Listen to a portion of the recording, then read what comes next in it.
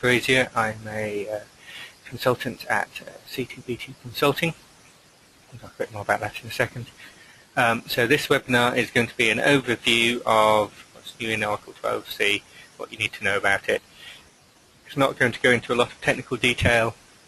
We have other webinars lined up that will go into a bit more technical detail, but there is so much, as I'm sure most of you are aware, in SOA Suite. It's such a large suite of products that trying to do too much technical detail in a webinar is not going to be relevant to half the audience and not going to be enough detail for the other half. So the purpose of this bit really is to look at the overview and talk about what you need to know at a high level. So the agenda, the topics that we're going to cover: what's new in Oracle SOA Suite 12c? What are the business drivers for upgrading? Why would you consider upgrading from 11G? And then we'll talk a little bit about the CTB2 SOA Suite upgrade roadmap, which is our collection of processes really around upgrades that we've developed.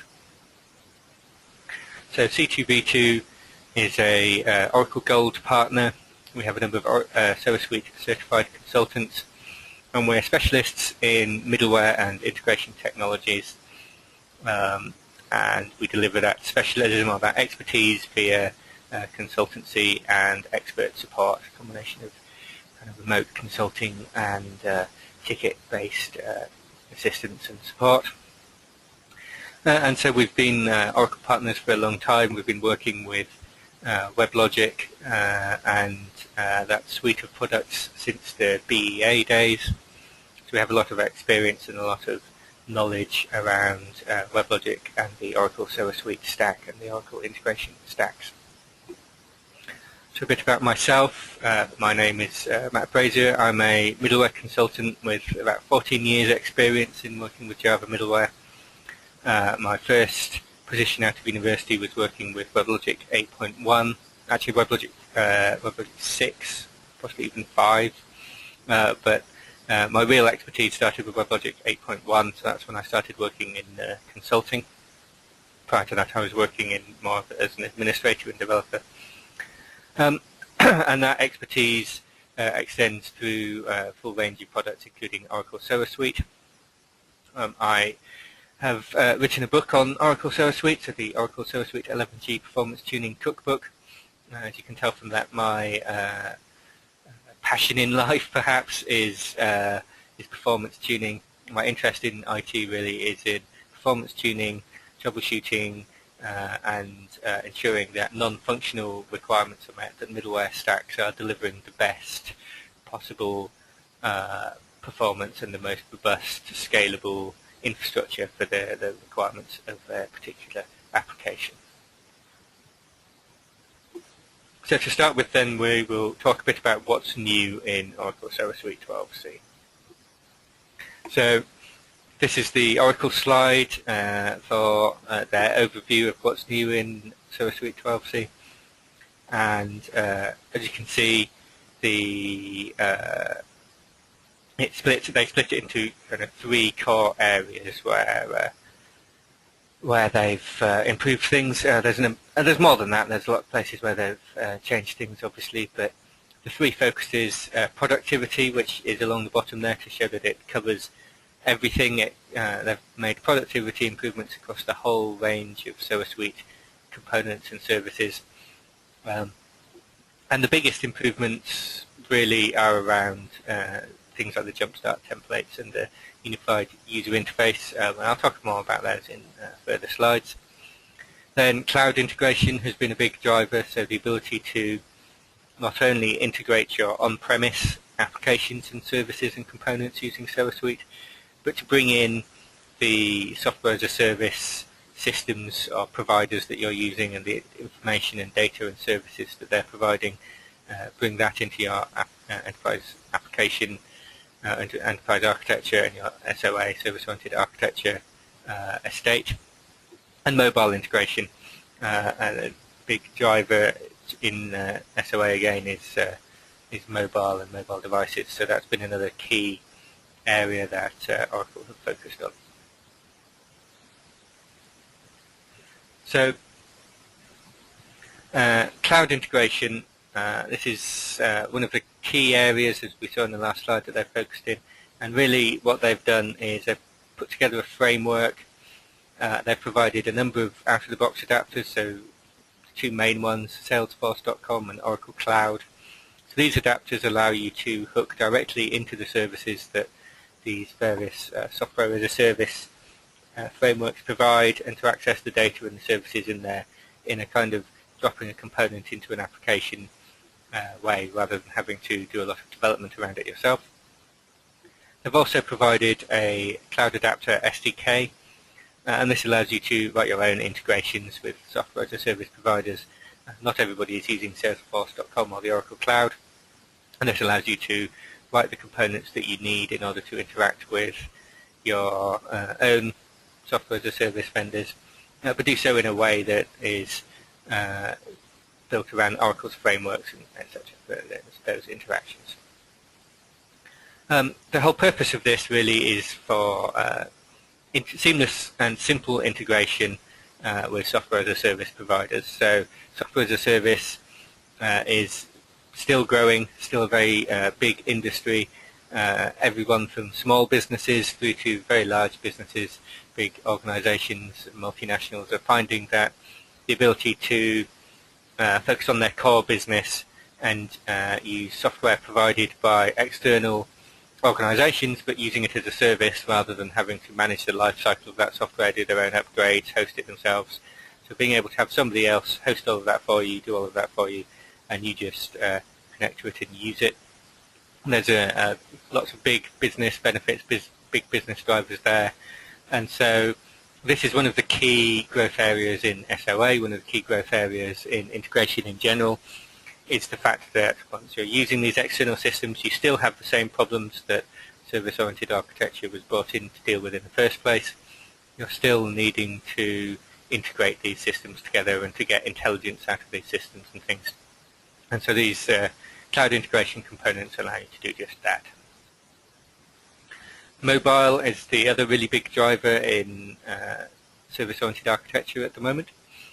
So mobile devices are fast becoming, if they haven't already, the dominant form of access for many sites, and as well as normal sort of static or semi-dynamic sites, full internet applications, internet-facing web applications, that type of thing. More and more customers are using their mobile devices to access these. More and more organizations are putting mobile devices in the hands of their workforce and getting them to go out and use these mobile devices to simplify business processes and keep them connected back to their office from working out in the field. We've done a number of projects recently with organizations that are doing just that. They're giving iPads to their field engineers so that they can get job sheets, complete the job sheets, submit the information all in the field without having to rely on pen and paper processes and that type of thing. So the support for mobile in Oracle SOA Suite really comes down to better support for the key technologies that are big in mobile applications and mobile device access. And at the moment that really comes down to REST, representational state transfer, which is an alternative to SOAP web services. It's an idea of a lightweight web services-based protocol, which is more based on keeping things simple, using the HTTP methods to perform CRUD-style operations on data, and the JavaScript simple object notation, JSON, which is a way of representing data in a simple format, a lot more terse than XML, a lot quicker to send over lower bandwidth networks, are a lot easier to send in situations where you're not trying to, not worrying about the structure being quite so self-describing. And so JSON is the format that is most popular with REST services, and is a format that is key for mobile applications at the moment, and mobile enablement of existing applications. So better support for these technologies is key to the mobile driver that Oracle have taken on with SOA Suite 12c. And these really are how they're doing that, and allowing you to expose existing services using REST and JSON, and converting between REST services and SOAP services and that type of thing. So Internet of Things was another driver. There's not much on this slide. There's not a lot to say about it. The way Oracle have decided that, or have used the Internet of Things tag on their SOA Suite 12c release is about the integration of Oracle Event Processing and deep integration of what used to be Oracle Complex Event Processor.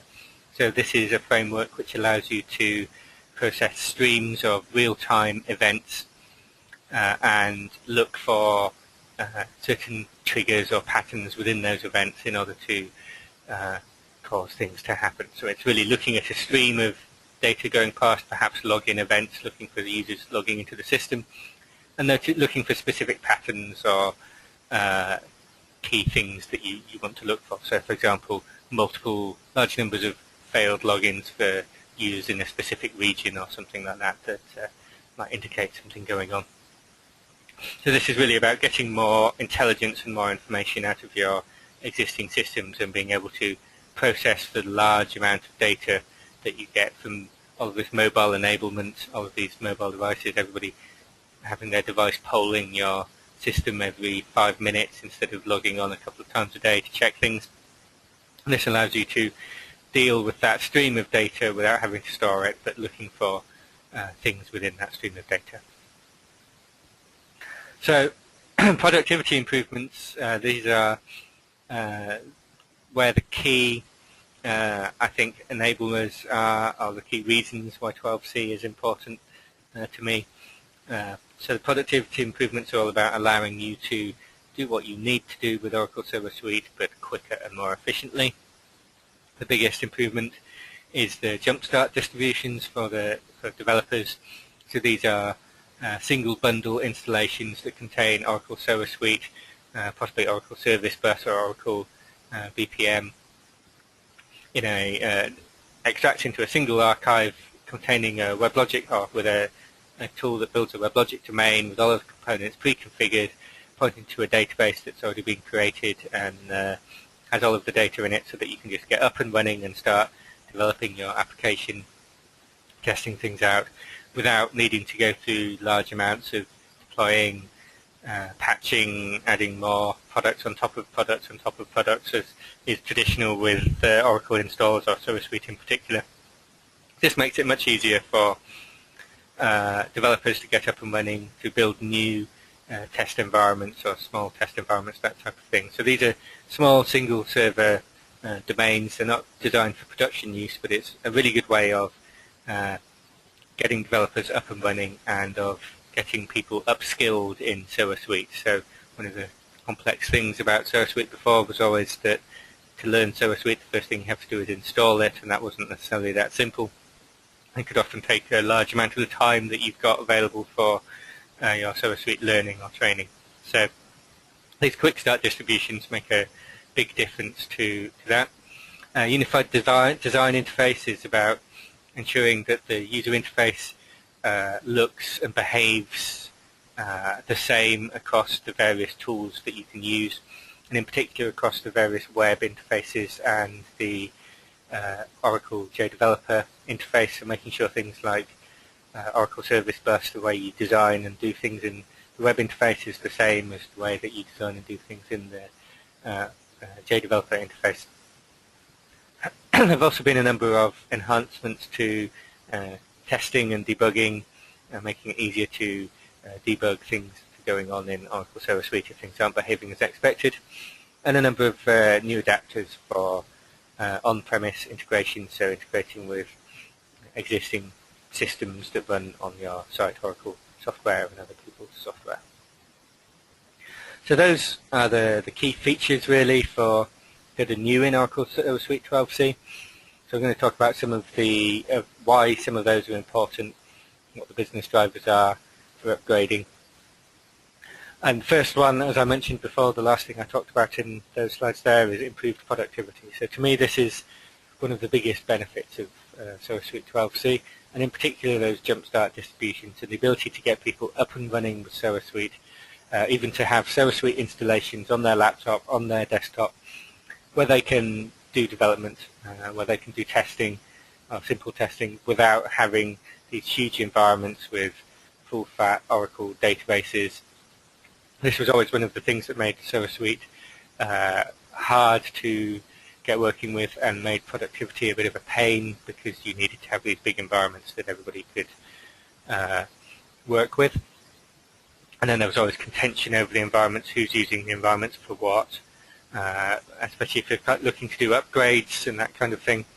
And so these are also great for people learning SOA Suite 12c. So if your developers are familiar with SOA Suite 11g, I'd encourage them to download the 12c Jumpstart distribution, install it, create themselves a Jumpstart domain, and have a look at it, because everything is configured. There are no additional steps other than once you configure the domain that you need to do. You don't need to install a database, you don't need to download WebLogic, then install SOA Suite, then run the RCU, then install SOA Suite. All of these normal steps for installing SOA Suite aren't there. So it's very quick to have a look and see what's there. Improved developer experience, again, it's all improved productivity stuff. Just makes the whole SOA Suite development, management, and runtime processes much simpler. Improved connectors, less code to develop yourselves, less overheads to manage, less stuff that you need to support in-house compared to having Oracle or other people supporting it. Another big driver is support, obviously. Getting continued support from Oracle, new security patches, bug fixes. So while SOA Suite 11g will continue to be supported for quite some time, in my experience, has always been that it is easier to get support if you're on the newest, latest releases. The support you get is more effective if you're on the latest release than the support you get if you're a number of releases behind, particularly when it comes to major releases. And so in order to get the best out of your support contract, in order to get the best or the quickest bug fixes, in order to get security patches as soon as they come out, then being running on the latest version is key. And the further behind you get in terms of support, the harder it is to upgrade. So if you're upgrading from an old version of SOA Suite 11g to 12c, that's a lot harder than upgrading from the latest version of 11g to 12c. The same applies as 12c moves on. If you're upgrading from 11g to 12c in 2 years' time, then you'll find that that upgrade is a lot more complicated, because 12c has moved on, and the upgrade tools may miss steps out, or you may find that you have an upgrade where you have to go from the last version of 11g to the first version of 12c, and then apply incremental upgrades like that in order to make sure that your environments are consistent, because of the way that the upgrade tools work and the fact that they are changing data within your production environment. You don't want to get stuck in a situation where an upgrade gets halfway through and then fails, and you have an environment that is neither 11g nor 12c, and neither will run up on it. So it's one of the big drivers is support, and the ability to stay supported and to make sure that your upgrades work fine.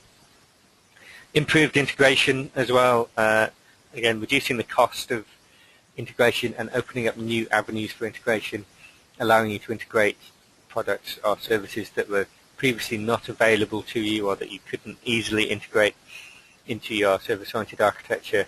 You can now do that with a lot of these new cloud providers, with these mobile platform improvements, allowing you to much more easily talk to RESTful services, with the Oracle Event Processor looking at the streams of data, with the new in-premise integration components. There's a lot more data available to you, a lot more services available to you out of the box. So there can be drivers there in order to integrate with systems that previously you weren't integrating with because of cost reasons, or you had to develop the components for that integration, or resourcing restrictions, or you needed developers to actually write components, whereas now out of the box you may be able to integrate them. It's also a more stable platform. It's built on WebLogic 12c. The certifications are updated so you can run it against new databases, newer JVMs. Has a large number of bug fixes and security patches. There are a number of management improvements. So just overall, it's a more stable, more scalable platform. There are a number of changes under the hood from a performance point of view, which I won't go into now, but that make it more stable and more manageable for your operations staff to deal with. Excuse me. So, final section then, I'm going to talk a little bit about the C2V2 SOA Suite upgrade roadmap. So this is a roadmap, so we've got a page there on the slide on our website. This roadmap has been developed based on our experience of doing various SOA Suite upgrades of various versions over the years. It includes, obviously, Oracle's best practices for doing migrations, but it's extended beyond that. So Oracle's best practices focus on kind of the day of the upgrade. What do you do to do the upgrade itself? Whereas our roadmap is more about the project that is going to be involved in that upgrade. So what does your project need to do? What are the steps that that project has to take? What are the resources that you're going to need? And it's about helping you plan the whole upgrade from beginning to end rather than just the steps that you do on the actual day. It's based on our experience of SOA Suite upgrades. It's a framework that you work towards. It helps you improve planning and improve cost control by creating sets of defined steps that you understand what you're going to do, so that the whole upgrade project is more defined and upfront and more understood upfront. And it's also important because SOA Suite upgrades are complicated. Oracle SOA Suite is not a piece of software, it is a suite of software. That software has been acquired by Oracle and written by Oracle over many years. Some of those pieces were written to work together, and some of those pieces were not originally written to work together and have been integrated at later dates. There's a lot of crossover in what they do in various components. Some functionality moves into other places. New components get added and old components get removed. So there is a whole load of stuff that makes these upgrades complicated. And then on top of the fact that you're looking at the data in production systems, and you need to make sure that any data that's there is looked after, preserved, that you've got other backups in place and stuff, because it's not as simple as maybe some application upgrades. There's a lot of state in the database in Oracle SOA Suite, I guess is what I'm trying to say, and that the upgrade process looks at and changes that state in some ways. So why use a roadmap at all? Well, it's really just about working out what resources you need, what expertise you need, and how are you managing the impact of an upgrade, and how are you managing the cost of the upgrade as well. So the roadmap process is broadly this. So we're getting a nicer graphic of this sorted out. But process, basically, we do an initial assessment. So we look at what components are being used, how are they being used, what do your environments look like, of those components that you're using, do they need to be, can they be upgraded in place, do some of them need to be sort of a new environment and migrate over type upgrade. So we do an initial assessment and we define the approach for the upgrade. So are we going to build a new environment and deploy stuff into that and copy data over? Are we going to upgrade stuff in place? What skills do we need? When are we going to do it? What are the dependencies? All that kind of thing. We do an environment plan, so we work out, again, if we're going to do stuff in new environments, when do we need those environments? What testing are we going to be doing? This is the key thing in the environment plan, really, is the testing. What are we going to be testing? When? What environments do we need for that? When? What data do we need in those environments? Pre-upgrade steps, so before we do the upgrade, making sure that everything is ready.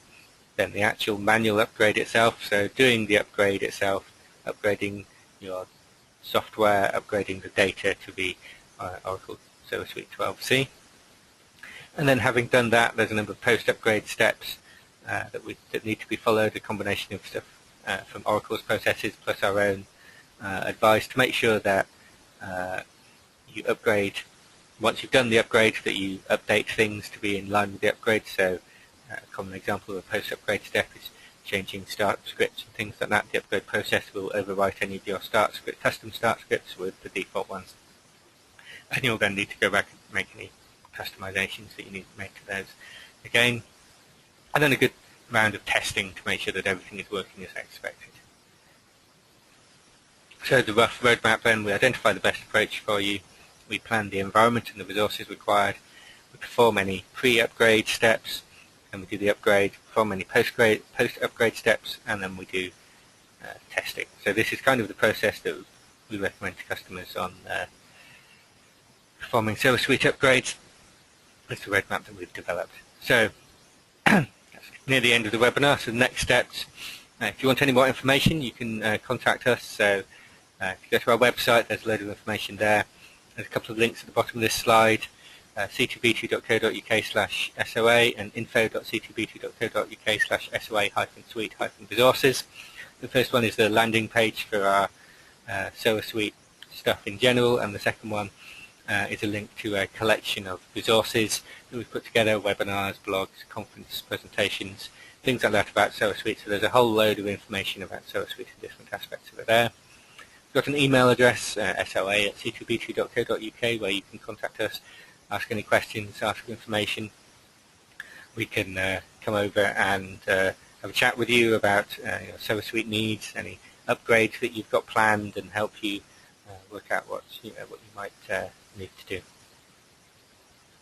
So if anybody has any questions, there is a question tool built into GoToWebinar.